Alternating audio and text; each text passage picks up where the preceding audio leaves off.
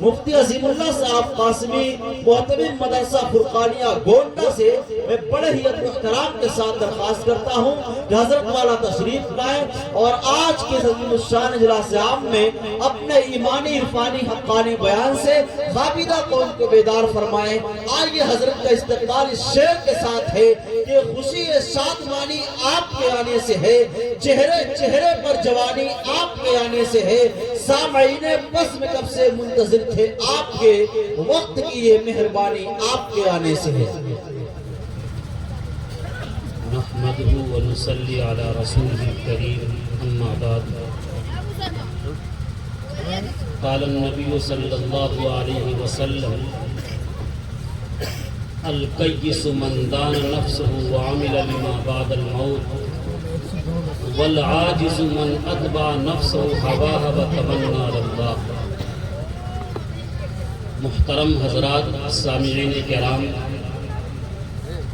Stage پر رونق افروز علماء کرام اور پردہ نشین میری مائیں اور بہنیں، ہمارے اور آپ کے لیے یہ بہت ہی خوشی کا موقع ہے کہ آج اس بنکٹوا کی سرزمین پر اس علاقے کا ایک ابھرتا ہوا علمی و دینی تربیت گاہ مدرسہ انجمن تعلیم القرآن کی جانب سے یہ ایک عظیم الشان اجلاس عام کا انعقاد کیا گیا، جس میں ہم اور آپ شرکت کی سعادت حاصل کر رہے ہیں۔ ایسے موقع پر میں مبارکباد پیش کرنا چاہتا ہوں اس بنکٹوا کے تمام باشندوں کا، اور خصوصیت کے ساتھ جناب مولانا کلیم اللہ صاحب، حاجی افتخار صاحب، حاجی علیم اللہ صاحب اور دیگر جو کارکنان جنہوں نے محنت، جد و جہد، قد و کاوش کر کے ہمارے اور آپ کے لیے ایک ایسی راہ ہموار کی جس سے ہم سرکار دو عالم صلی اللہ علیہ وسلم سے اپنی عقیدت و محبت اور اطاعت و فرما برداری کا جذبہ دلوں میں پیدا کر سکیں۔ درود شریف پڑھ لیجیے، اللہم صلی علی محمد وعلی آل محمد کما صلیت علی ابراہیم وعلی آل ابراہیم، اللہم بارک علی محمد وعلی آل محمد۔ سامعین کرام، میں نے آپ حضرات کے سامنے ایک حدیث پڑھی ہے۔ اس حدیث مبارکہ پہ اللہ کے نبی جناب محمد رسول اللہ صلی اللہ علیہ وسلم نے عقل مند اور بیوقوف کی تعریف کی ہے، بتایا ہے کہ عقل مند کون ہے اور بیوقوف کون ہے۔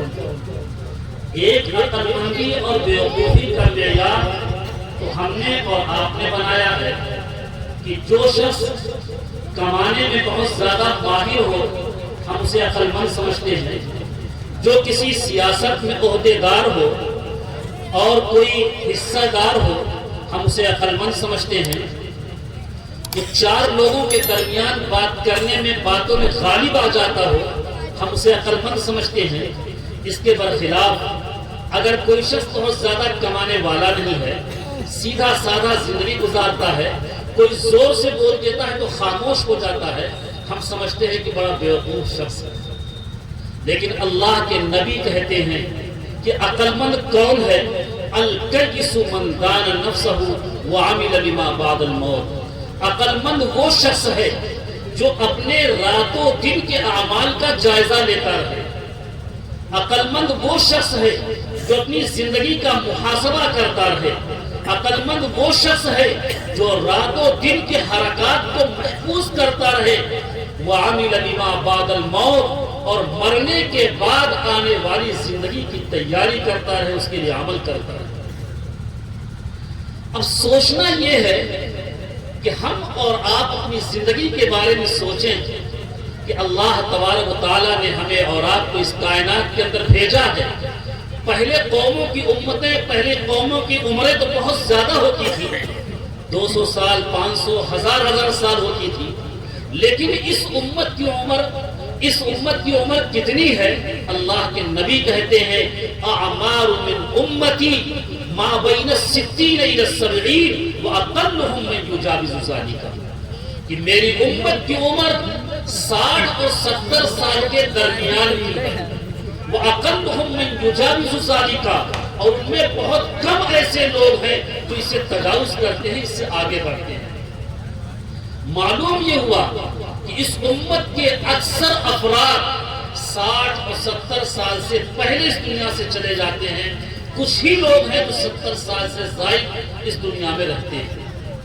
ہم اس 70 سالہ زندگی کا بھی جائزہ لیں کہ ہمارے 15 سال تو بچپن کے گزر گئے، لاشعوری کے گزر گئے، کھیل کود میں گزر گئے، 25-30 سال تک ہمارے پڑھنے میں، شعور کے بیدار ہونے میں، زندگی کے مقصد کے سمجھنے میں گزر گئے، بچے 40 سال، وہ بھی بڑھاپا آنا ہے، کمزوری آنی ہے، نہ معلوم کیسے کیسے آزار آتے ہیں، اس طریقے سے گزریں گے۔ یہ 70 سالہ زندگی کا حال ہے۔ اگر ہم نے اس چند سالہ 40 سالہ زندگی کو ٹھیک ٹھاک گزار دیا، اللہ کے احکام کے مطابق گزار دیا، تو پھر لامتناہی زندگی ہماری آرام کی گزرے گی۔ اور اگر ہم نے اس کو لہو لعب میں گزارا، کھیل کود میں گزارا، غفلت کی زندگی میں گزارا، اللہ کے احکام کو توڑنے میں گزارا، نبی کریم صلی اللہ علیہ وسلم کی سنتوں کو چھوڑ کر کے گزارا، تو پھر جو لامتناہی زندگی ہے اس کے اندر پریشانیاں ہی پریشانیاں۔ آپ ذرا اندازہ لگائیں، ایک روایت میں بیان کیا گیا، حضرت ابو سعید خدری رضی اللہ تعالیٰ عنہ کی روایت ہے کہ جب جنتی جنت میں چلے جائیں گے، جہنمی جہنم میں چلے جائیں گے، بیچ میں دیوار حائل کر دی جائے گی، اور اس وقت ایک میڈھا لایا جائے گا اور جنتیوں کی طرف متوجہ کر کے پوچھا جائے گا، اے جنتیوں بتاؤ یہ کیا ہے؟ جنتی کہیں گے یہ موت ہے۔ جہنمیوں سے پوچھا جائے گا بتاؤ یہ کیا چیز ہے؟ جہنمی بھی کہیں گے یہ موت ہے۔ پھر اس موت کو جو میڈھے کی شکل میں اسے ذبح کر دیا جائے گا، اسے موت دے دی جائے گی۔ اس منظر کو دیکھ کر کے جنتی اتنے خوش ہوں گے کہ اگر ان کی زندگی کا بقا اور فیصلہ نہ لکھا ہوتا تو خوشی کے مارے وہ مر جاتے ہیں۔ وہ جہنمی اس منظر کو دیکھ کر کے اتنے غم اور دکھ میں ہو جائیں گے، اتنی پریشانی میں ہو جائیں گے کہ اگر ان کی زندگی لکھی نہ ہوتی کہ ہمیشہ ہمیشہ رہنا ہے تو وہ غم کے مارے مر جاتے ہیں۔ تو عقلمند کون؟ الکیس من دان نفسہ، عقلمند وہی ہے جو اپنی زندگی کا جائزہ لیتا رہے۔ بیوقوف کون ہے؟ اللہ کے نبی کہتے ہیں والعاجز من اتبع نفسہ ہواہا، بیوقوف ہے وہ شخص جس نے اپنے نفس کو خواہشات کے حوالے کر دیا، وتمنا علی اللہ، اور اللہ سے امیدیں باندھے بیٹھا ہوا۔ ہم نے اپنے نفس کو خواہشات کے حوالے کر دیا، جب طبیعت میں آئی ہم نے سچ بولا، جب طبیعت میں آئی جھوٹ بولا، جب طبیعت میں آئی تو ہم نے نمازیں بھی پڑھ لی، جب طبیعت میں نہیں آئی تو ہم نے نمازیں چھوڑ دی، جب طبیعت میں آئی تو ہم نے اچھے کام بھی کیے، اور طبیعت میں نہیں آئی سارے کام چھوڑ دیے۔ یہ ہے اپنے نفس کو خواہشات کے حوالے کرنا۔ اس حدیث کا پیغام یہ ہے کہ ہم اور آپ یہ سوچیں کہ دنیا بڑی ناپائیدار ہے، فانی ہے، ختم ہو جانے والی ہے۔ یہ دنیا صرف دارالعمل ہے، یہ سلسلہ چلتا رہا ہے اور چلتا رہے گا۔ نہ معلوم کتنے عزیزوں کو ہم نے اور آپ نے کندھوں پر لادا اور منو مٹی کے نیچے دفن کر دیا۔ وہ دن آنے والا ہے کہ ہمارے بھی بعد والے ہمیں اور آپ کو منو مٹی کے نیچے دفن کر دیں۔ اس لیے ہمیں اور آپ کو اس زندگی کے اندر رہ کر کے آخرت کی تیاری کرنی ہے۔ ہم یہاں دنیا کے اندر جو بھیجے گئے ہیں وہ آخرت کی تیاری کے لیے بھیجے گئے ہیں۔ ہم بلڈنگ بنانے کے لیے بھیجے گئے ہیں، ہم کھیت کھلیان کے لیے نہیں بھیجے گئے ہیں۔ ہم یہاں آ کر کے اپنے مرتبے اور حیثیت کو بلند کرنے کے لیے بھیجے گئے، ہم بھیجے گئے ہیں اپنی آخرت کی تیاری کے لیے، ہم بھیجے گئے ہیں اللہ کو راضی کرنے کے لیے، ہم بھیجے گئے ہیں اللہ کے احکام پر عمل کر کے اللہ کو خوش کرنے کے لیے، تاکہ جب اللہ کا فرشتہ جب ہمیں بلانے آئے گا، تاکہ جب بلائے تو ہم خوشی بخوشی اللہ کے دربار میں حاضر ہو جائیں۔ ایک واقعہ کتابوں میں لکھا ہے، امام غزالی رحمۃ اللہ علیہ کا، بہت بڑے ولی تھے، نیک عالم تھے۔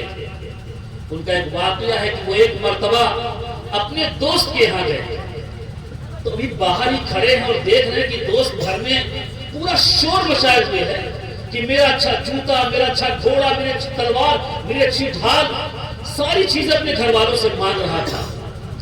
امام غزالی رحمۃ اللہ علیہ نے دروازے پر دستک دی، اندر داخل ہوئے، سلام کیا اور کہا آج ماجرا کیا ہے کہ تم نے گھر والوں کو پریشان کر رکھا ہے کہ میرا اچھا جوتا کہاں، گھوڑا کہاں اور تلوار کہاں، سب چیزیں مانگ رہے ہو، کیا ماجرا ہے؟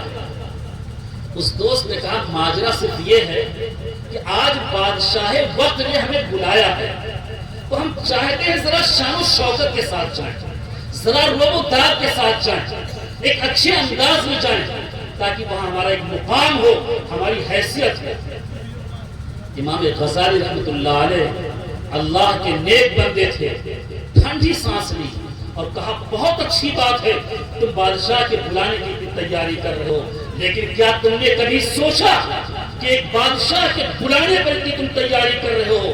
وہ وقت آنے والا ہے جب بادشاہوں کا بادشاہ، احکم الحاکمین کا فرشتہ تمہیں بلانے آئے گا، اس وقت میں تم نے کیا تیاری کر رکھی ہے؟ یہ بادشاہوں کے پروگرام تو آگے اور پیچھے ہو سکتے ہیں، لیکن اس احکم الحاکمین کا جب فرشتہ آئے گا وہ ایک لمحے کا موقع نہیں دے گا۔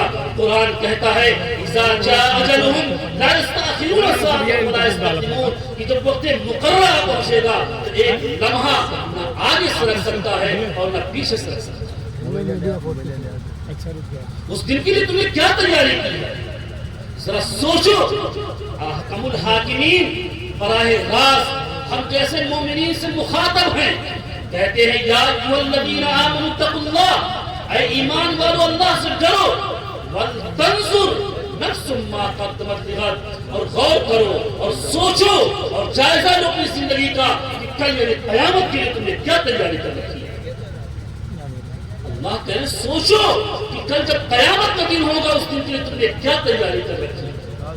اس لیے ہمیں اور آپ کو اپنی زندگی کا جائزہ لینا ہے۔ اگر ہم 50 سال 60 سال کے ہو گئے، کبھی ہم نے تنہائی میں بیٹھ کر سوچا کہ آج کا دن 5 وقت نماز فرض تھی، کتنی ہم نے پڑھی، کتنی چھوڑی، کتنا ہم نے قرآن کریم کی تلاوت کی، کتنا ذکر و اذکار کیا، دن ہمارا کیسے گزرا ہے؟ رحمان کے مطابق گزرا ہے یا شیطان کے مطابق گزارے ہیں؟ محاسبے کی ضرورت ہے۔ اللہ کے نبی جناب محمد رسول اللہ صلی اللہ علیہ وسلم ہر وقت اپنی امت کے لیے پریشان رہتے تھے، فکر مند رہتے تھے کہ کیسے میری امت ضلال و گمراہی کو چھوڑ کر کے جنت کی حقدار بن جائے، کیسے اس امت کا ایک ایک فرد انسان کے ساتھ ساتھ اس کے اندر انسانیت آ جائے۔ کبھی آپ عبادات کی تلقین کرتے، کبھی آپ معاملات کی صفائی کو بیان کرتے، کبھی آپ ایمان کامل کی گر سکھاتے، کبھی آپ جنت میں داخل ہونا جانے والے سامان اور اس کے اسباب کو بیان کرتے۔ چنانچہ حضور اقدس صلی اللہ علیہ وسلم اپنی امت کو ترغیبی طور پر بتا رہے ہیں کہ تم اگر جنت میں داخل ہونا چاہتے ہو تو تمہیں 3 کام کرنے پڑیں گے۔ پہلا کام اللہ کے نبی فرماتے ہیں اعبدوا الرحمن واطعموا الطعام وافشوا السلام تدخلوا الجنة بسلام۔ یہ 3 کام کر لو جنت میں داخل ہو۔ پہلا کام اعبدوا الرحمن، رحمان کی عبادت کرو، رحمان کو ایک مانو، رحمان کی عبادت کے اندر اپنی پوری محنت، پوری توجہ اور پوری کوشش اس میں صرف کر دو۔ یعنی پہلا کام ہم اپنے عقیدے کو مضبوط کر لیں، پہلا کام کہ ہم اپنے ایمان کو مضبوط کریں، اپنے عقیدے توحید کو سمجھیں، کیونکہ یہ عقیدے توحید اتنی بڑی نعمت ہے کہ جس کو جب یہ حاصل ہوتا ہے تو پھر یہ زندہ مردہ کو زندہ کر دیتا ہے، غلاموں کو بادشاہ بنا دیتا ہے، آقاؤں کے سامنے بات کرنے کا حوصلہ دیتا ہے۔ کتنی پریشانیاں آئیں، کتنے حالات آئیں، لیکن جو عقیدے توحید کا حامل ہوتا ہے نہ کسی کے سامنے وہ سر جھکاتا ہے، نہ کسی کے سامنے وہ دامن پھیلاتا ہے، بلکہ ساری امید ایک ذات اللہ سے وابستہ کر دیتا ہے۔ سب سے پہلا کام اعبدوا الرحمن، رحمان کی عبادت کرو۔ ہمیں سمجھنا ہے کہ عقیدہ توحید ہے کیا چیز. اللہ فرماتا ہے اسی عقیدہ توحید کو سمجھانا چاہتا ہے. کہتا ہے اللہ لا الہ الا ہو کہ اللہ کے علاوہ کوئی معبود نہیں ہے. ان الحکم الا للہ. اس کائنات کے اندر اگر کوئی حکم چلے گا تو صرف اللہ کا چلے گا. وللہ المشرق والمغرب. اس مشرق و مغرب کا مالک اگر کوئی ہے تو صرف اللہ ہے. وہ تو عز من تشاء وہ تو ذل من تشاء. وہی عزت و ذلت کو دینے کا مالک ہے. یبسط الرزق لمن یشاء ویقدر. وہ جس کا چاہتا ہے روزی تنگ کر دیتا ہے, جس کا چاہتا ہے کشادہ کر دیتا ہے. وَأَنَّهُ أَضْحَكَ وَأَبْكَىٰ وَأَنَّهُ أَمَاتَ وَأَحْيَا. وہی ہنساتا ہے وہی رلاتا ہے, وہی زندگی دیتا ہے وہی موت دیتا ہے. غرض ہے کہ ہمیں اور آپ کو سب سے پہلے اس عقیدہ توحید کو سمجھنا ہے. اللہ کے نبی کہتے ہیں اعبد الرحمن, رحمان کی عبادت کرو, پہلا کام. دوسرا کام اللہ کے نبی کہتے ہیں وَأَطْعِمُوا الطَّعَامَ, کھانا کھلاؤ غریبوں کو, مسکینوں کو, بیواؤں کو, پریشان لوگوں کو, محتاجوں کو کھانا کھلاؤ. ہم اور آپ تو غریبوں کو تحقیر کی نگاہ سے دیکھتے ہیں کہ غریب ہے, پریشان حال ہے, اس کی تذلیل کرتے ہیں. اللہ کے نبی کہتے ہیں روایتوں کے اندر بیان کیا گیا ہے یہ فقراء, یہ یتیم, یہ غریب جنت میں جب جانے کی باری آئے گی مالدار سے 40 سال پہلے جنت میں جائیں گے. دوسری روایت کے اندر بیان کیا گیا ہے 500 سال پہلے یہ غریب جنت میں داخل ہوں گے. اللہ کے نبی کہتے ہیں کہ غرباء اور مساکین کا مرتبہ کیا ہے, ان کے مرتبے کو اور واضح کہتے ہیں. کہتے ہیں ابغونی فی ضعفائکم, تم مجھے اپنے غرباء میں تلاش کرو, اپنے فقراء میں تلاش کرو, اپنے محتاج لوگوں میں تلاش کرو. فإنما ترزقون او تنصرون بضعفائکم, تمہیں جو رزق دیا جاتا ہے تمہارے دشمنوں کے مقابلے میں جو تمہاری مدد کی جاتی ہے بضعفائکم, تمہارے کمزور لوگوں کی وجہ سے مدد کی جاتی ہے. کمزوروں کو حقیر نہیں سمجھنا چاہیے. غریب پریشان آئے, دروازے پر آئے تو ہمیں ان کا احترام کرنا چاہیے. ہم سے جو کچھ بن سکے ان کو کھلائیں پلائیں, ان کا اکرام کریں. یہ جنت میں داخل ہونے کا دوسرا ذریعہ اللہ کے نبی نے بیان. تیسرا کام اللہ کے نبی بیان کرتے ہیں وَأَفْشُوا السَّلَامَ, اور سلام کا رواج کرو, خوب سلام کرو. سلام کے بارے میں بیان کیا گیا. ذرا سوچو کہ ایک مومن دوسرے مومن سے جب ملاقات کرتا ہے کتنی بڑی دعاؤں سے نوازتا ہے. ہم نے تو ایک رواج سمجھ لیا ہے السلام علیکم کہنا, لیکن سوچو کتنی بڑی دعا ہے. ایک مومن کہتا ہے السلام علیکم, تم پر اللہ کی سلامتی ہو, ورحمت اللہ, تم پر اللہ کی رحمتیں ہو, وبرکاتہ, تم پر اللہ کی برکتیں ہو. کتنی بڑی دعاؤں سے نوازتا ہے. تو ہمیں سلام کا رواج دینا ہے.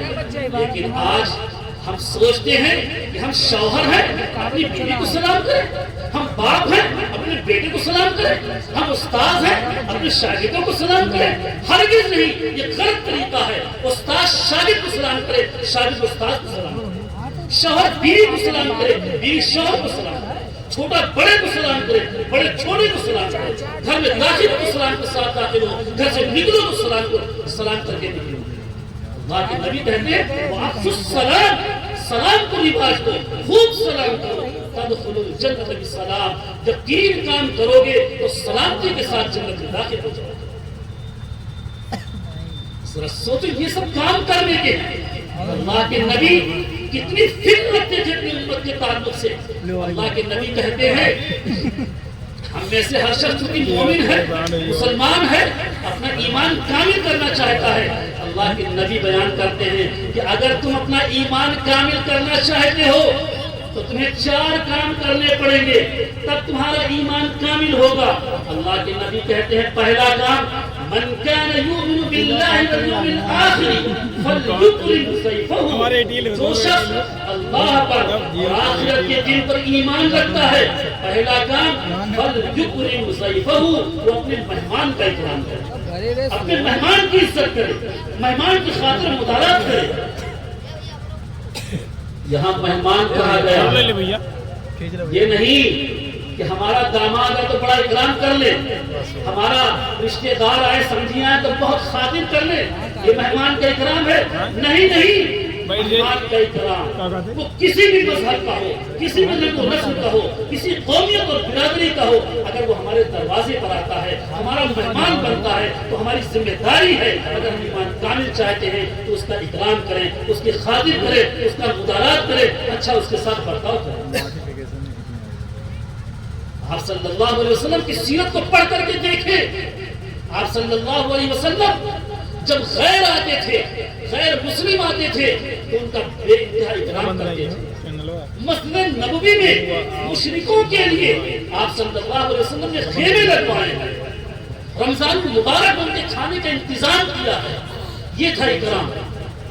لیکن آج تو ہمیں رشتہ دار آ جائے تو بڑا اکرام، لیکن کوئی عام شخص آ جائے تو کوئی خاطر نہیں کرتے ہیں، توجہ نہیں کرتے ہیں، غفلت سے رسی کاٹ جاتے ہیں تاکہ ہم سے ملاقات ہی نہ۔ ارے مہمان جب آتا ہے تو اپنی روزی لے کر کے آتا ہے، گھر والوں کی روزی میں کوئی کٹوتی نہیں ہوتی ہے۔ حضرت مقتدر صافر رضی اللہ تعالیٰ عنہ کی روایت ہے، وہ فرماتے ہیں کہ اللہ جس کے ساتھ خیر کا معاملہ کرنا چاہتا ہے اسے ہدیہ سے ملتا ہے۔ صحابہ نے پوچھا ہے اللہ کے رسول ہدیہ سے کیا مراد؟ آپ نے فرمایا ہدیہ سے مراد یہ ہے کہ اس کے گھر مہمان بھیجتا ہے اور پھر وہ گھر والے جب اس مہمان کا اکرام کرتے ہیں، اس مہمان کا اعزاز کرتے ہیں، اس مہمان کے خاطر قربانی پیش کرتے ہیں، خدمت کرتے ہیں، اور جب وہ مہمان گھر سے رخصت ہوتا ہے تو اللہ تبارک تعالیٰ گھر والوں کی اس مہمان کے اکرام و خاطر کی وجہ سے پورے گھر والوں کی مغفرت فرماتا ہے۔ اللہ ہمیں اور آپ کو مہمان کے اکرام کرنے کی توفیق عطا فرمائے۔ دوسرا کام اللہ کے نبی فرماتے ہیں من کان یؤمن باللہ والیوم الآخر فلا یؤذی جارہ، کہ جو شخص اللہ پر اور آخرت کے دن پر ایمان رکھتا ہے وہ اپنے پڑوسی کو تکلیف نہ دے۔ پڑوسی کسے کہتے ہیں؟ پڑوسی وہ شخص ہے جس کی دیوار ہماری دیوار سے ملی ہوئی ہو، جس کا دروازہ ہمارے دروازے سے قریب ہو۔ پڑوسی وہی نہیں جو مسلمان ہو، پڑوسی وہ شخص ہے کوئی بھی ہو، کسی رنگ و نسل کا تعلق رکھتا ہو، اس کا کوئی مذہب و مسلک ہو، وہ کہیں کا کوئی شخص ہو، لیکن اگر اس کی دیوار ہمارے دیوار سے ملتی ہے، اس کا دروازہ ہمارے دروازے سے قریب ہے، تو ہمیں اس کے دکھ درد میں شریک ہونا ہے، اسے کسی قسم کا دکھ نہیں دینا ہے، خیر خواہی کا معاملہ کرنا ہے، اکرام کا معاملہ کرنا ہے، اس کے خوشی میں شریک ہونا ہے، ہمیں اپنے پڑوسی کا اعزاز اور اکرام اور اس کی ضروریات کا خیال کرنا ہے۔ اور آپ سوچیں پڑوسی کے کیا مقام، پڑوسی کی کیا حیثیت، ہماری کیا ذمہ داری آج بنتی ہے۔ اللہ کے نبی کہتے ہیں جو شخص پڑوسی کا اکرام کرے گا، جو شخص پڑوسی کو تکلیف نہیں دے گا، اسی کا ایمان کامل ہے، اور جو شخص پڑوسی کو دکھ دے گا، پڑوسی کو تکلیف پہنچائے گا، پڑوسی کو پریشان کرے گا، چھوٹی چھوٹی باتوں پر لڑائی اور جھگڑے کرے گا، اس کا ایمان کامل نہیں ہے۔ ہماری ذمہ داری ہے پڑوسی اگر بیمار ہو جائے تو اس کی ہمیں عیادت کریں، اگر وہ مر جائے ہم اس کی تعزیت کریں، اس کے کفن دفن میں شریک ہوں۔ پڑوسی اور ایسا یہ نہیں کہ ہم گھروں پر تو مرغے کھائیں، پڑوسی کی کوئی خبر نہ لیں، ہمیں پڑوسی کے گھر کی بھی خبر لینی ہے کہ اس کے حالات کیا ہیں، پڑوسی کی زندگی کیسے گزر رہی ہے۔ کہیں ایسے تو نہیں کہ ہم تو بڑے اچھے کپڑے پہن رہے ہیں، اچھی گاڑیوں سے چل رہے ہیں، ہمارے بچے شاندار اچھے کپڑے پہنتے ہیں، پڑوسی میں چولہے سرد ہیں، کھانے کو نہیں ہے، پہننے کو نہیں ہے، چلنے کو نہیں ہے، اس کا ہمیں خیال نہیں ہے۔ ہماری ذمہ داری ہے کہ ہم پڑوسی کا خیال رکھیں، اس کے یہاں ایسا تو نہیں کہ ہم کھائیں اور پڑوسی بھوکا رہے، ایسا تو نہیں کہ ہم آرام کریں پڑوسی پریشان رہے۔ اللہ کے نبی کہتے ہیں لیس المؤمن، وہ شخص مومن نہیں، الذی یشبع، جس کا پیٹ بھرا ہوا ہو، وجارہ جائع الی جنبہ، اور اس کے بغل میں اس کا پڑوسی بھوکا رہے۔ اگر ہم چاہتے ہیں کہ ہمارا ایمان کامل ہو، پڑوسی کوئی بھی ہو اس کا خیال رکھنا چاہیے، اس کے دکھ درد میں شریک ہونا چاہیے، اپنی ذات سے کسی قسم کی پریشانی میں مبتلا نہیں کرنا چاہیے۔ تیسری چیز اللہ کے نبی فرماتے ہیں من کان یؤمن باللہ والیوم الآخر فلیکن خیرا او لیصمت، کہ جو شخص اللہ پر اور آخرت کے دن پر ایمان رکھتا ہے اسے چاہیے بولے تو خیر بولے، بولے تو اچھی چیز بولے، او لیصمت یا خاموش رہے۔ آج ہم ذرا سوچیں یہ زبان کو ہم کس طریقے سے بے لگام کیے ہوئے ہیں، اس کی کوئی ہمیں گرفت نہیں ہے۔ ہم ذرا سوچیں اسی زبان کے ذریعہ ہم قرآن کریم کی تلاوت بھی کرتے ہیں، ذکر و اذکار بھی کرتے ہیں، اسی نماز پڑھتے ہیں، اچھی باتوں کا حکم دیتے ہیں، بری باتوں سے روکتے ہیں، لیکن یہی زبان جب بے لگام ہوتی ہے تو فتنے برپا ہوتے ہیں، فساد برپا ہوتا ہے، لڑائیاں ہوتی ہیں، انسان گالی گلوچ دیتا ہے، جھگڑے کرتے ہیں، الزام لگاتا ہے، پورے علاقے کے اندر دشمنی اور نفرت اور عداوت، یہ ساری چیزیں پھیل جاتی ہیں۔ اگر زبان کو بڑا کنٹرول رکھنا چاہیے۔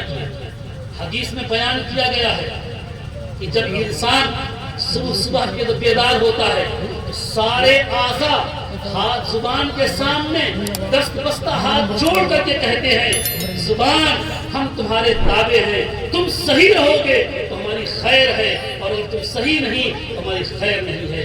ذرا سوچو انسان زبان کے ذریعہ کسی کو گالی دے دی، کسی کو برا بھلا کہہ دیا، کسی سے لڑائی جھگڑا کر لیا، کسی پر الزام لگا دیا، کسی پر بہتان لگا دیا، اب لڑائی ہو رہے، جھگڑے ہو رہے، ہاتھ پیر ٹوٹ رہے ہیں۔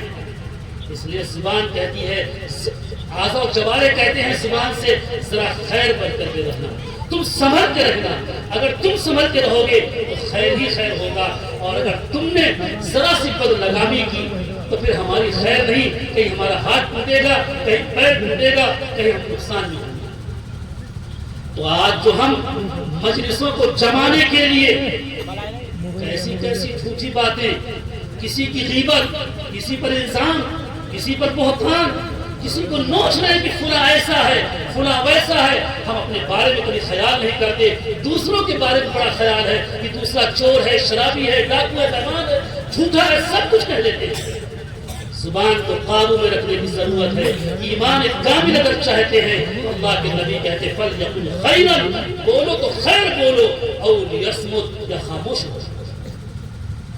چوتھی چیز اللہ کے نبی کہتے ہیں من كان يؤمن بالله واليوم الآخر فليصل رحمه، جو شخص اللہ پر اور آخرت کے دن پر ایمان رکھتا ہے فليصل رحمه، چاہیے کہ وہ اپنے رشتہ داروں کے ساتھ حسن سلوک کرے، اچھا برتاؤ کرے، ان کا خیال کرے، اپنے اعزاء و اقرباء کا لحاظ کرے۔ آج ذرا سوچو بھائی بھائی دشمن بنے ہوئے ہیں، بھائی بہن میں بگاڑ ہے، چچا بھتیجے میں ناراضگی چل رہی ہے، پڑوسیوں کے ساتھ الگ ناراضگی ہے، لوگوں کے ساتھ الگ دشمنی ہے۔ یہ سارے رشتوں کے لیے اللہ کے نبی کہتے ہیں فَلْيَصِلْ رَحِمَهُ، اپنے رشتہ داروں کے ساتھ اچھا سلوک کرو، حسن سلوک کرو، اچھا برتاؤ کرو، اچھا معاملہ کرو۔ یہ جو خونی رشتے ہیں یہ سب اللہ نے بنائے ہیں۔ جو کوئی کسی کا باپ ہے تو کوئی کسی کا بیٹا، کوئی کسی کا بھائی، کوئی کسی کا بہن، کوئی پھوپھی ہے تو کوئی چچا ہے، کوئی خالہ ہے تو کوئی ماموں ہے، یہ جو سارے رشتے ہمارے اور آپ کے ہیں یہ سب اللہ نے بنائے ہیں۔ اور اللہ کہتے ہیں کہ جو شخص ان رشتوں کا خیال نہیں کرے گا، ان رشتوں کو پامال کرے گا، ان رشتوں کو اپنے پیروں تلے کچلے گا، یقین جانو وہ اللہ کے غضب کو بھڑکائے گا، اللہ سے ناراض ہوگا، اور جب اللہ کے غضب کو بھڑکائے گا تو پھر کیا حالات ہوں گے وہ ہم اور آپ جانتے ہیں۔ اس لیے سب سے پہلا کام فَلْيَصِلْ رَحِمَهُ، ہمیں اپنے رشتہ داروں کے ساتھ اس میں سلوک کرنا ہے۔ اب لوگ کہتے ہیں بھائی نے بڑی بےمانی کر لی، دل بالکل پارا پارا ہو گیا، کیسے ہم اس کے گھر جا کر کے کھائیں؟ فلاں نے ہمارے پھوپھی ہیں، ہماری خالہ ہیں، ہمارے ماموں ہیں، ہمارے چچا ہیں، انہوں نے بےمانی کی ہے، انہوں نے ہمیں گالی دی ہے، انہوں نے ہمارے ماں باپ کو پریشان کیا ہے، ہم کیسے ان کے دکھ درد میں شریک ہیں؟ بالکل لڑائی جھگڑے ہو گئے، الگ الگ رہ رہے ہیں۔ وہ ان کا معاملہ تھا، لیکن اللہ کے نبی کہتے ہیں یہ نہیں ہے کہ اگر وہ تم سے قطع تعلق کر رہے ہیں، وہ تم سے نہیں بول رہے ہیں تو تم بھی اپنا راستہ اختیار کر لو، ہرگز نہیں۔ وہ ناراض چل رہے ہیں، تمہاری ذمہ داری ہے فَلْيَصِلْ رَحِمَهُ، تم ان کے ساتھ صلہ رحمی کرو، ملے سلام کرو، وقت آئے دعوت دو، ملتے رہو سلام کرتے رہو، اللہ محبت کو ڈال دے گا اور تمہارے دلوں کو آپس میں ملا دے گا۔ اس لیے ان رشتوں کا ہمیں بہت خیال رکھنا ہے۔ آگے اللہ کے نبی اور فرماتے ہیں کہ تمہیں اور کیا کرنا ہے؟ اللہ کے نبی کہتے ہیں سل من قطعک، جو تم کو توڑے تم اس کو جوڑو، واعف عمن ظلمک، اور جو تم پر ظلم کرے، پریشان کرے، تمہیں پریشانی میں مبتلا کرے، اسے معاف کر دیا کرو، واحسن الی من احسن الیک، اور جو تمہارے ساتھ بدسلوکی کرے اس کے ساتھ اس نے سلوک کرو، اچھا معاملہ کرو، اچھے کے ساتھ پیش آؤ، اکرام کا معاملہ کرو، اخلاق سے پیش آؤ۔ واحسن الی من احسن الیک وقل الحق ولو علی نفسک، اور حق بات کہو، سچ بات کہو، اگرچہ وہ اپنے خلاف ہی کیوں نہ ہو۔ اگر یہ چار کام ہم کریں گے تو اللہ کے نبی کہتے ہیں تمہارا ایمان کامل ہے، تمہارا ایمان مکمل ہے۔ اور اگر ہم نے یہ کام نہیں کیے، ہم زبان سے کتنے بڑے متقی پرہیزگار بنے ہوئے ہوں، ہم زبان سے اپنے اعمال سے لوگوں کو دکھانے کے لیے کتنے نیک بن رہے ہوں، لیکن اللہ کی نگاہوں میں ہمارا ایمان کامل نہیں بن رہا۔ لہذا ہمیں محاسبہ کرنے کی ضرورت ہے، ہمیں اپنے گریبان میں جھانک کر دیکھنے کی ضرورت ہے کہ آج ہم اپنے آپ کو مسلمان کہتے ہیں، لیکن ایمان کامل والی چیزیں ہم کر رہے ہیں کہ نہیں کر رہے ہیں؟ ہماری زندگی کیسے گزر رہی ہے، اس کے بارے میں ہمیں اور آپ کی زندگی کا جائزہ لینا ہے۔ آج جو حالات ہیں، ہم اور آپ کتنے بڑے بیوقوف ہیں کہ بیٹھے چار لوگ ہوٹل پر چائے پیے اور پھر تبصرہ ہی تبصرہ حکومتوں کو کہے جا رہے ہیں ظالم ہیں، مسلمانوں کے دشمن ہیں، اس واسطے یہ سب حالات ہیں، یہ پریشانیاں ہیں۔ لیکن کبھی ہمیں توفیق نہیں ہوتی کہ ہم اس چیز کا جائزہ لیں کہ جو حالات پیدا ہوئے ہیں یہ ہمارے اعمال کی وجہ سے ہوئے ہیں، ہمارے کرتوت کی وجہ سے ہوئے ہیں، ہماری بدعمالیوں کی وجہ سے ہوئے ہیں۔ بیان کیا گیا ہے اعمالکم امالکم، کہ تمہارے اعمال ہی تمہارے حکمراں ہیں۔ اگر ہمارے اچھے اعمال اوپر جائیں گے تو اچھے حکمراں متعین کیے جائیں گے، اور ہمارے غلط اگر اعمال جائیں گے تو غلط حکمراں متعین کیے جائیں گے۔ اس لیے ضرورت ہے سب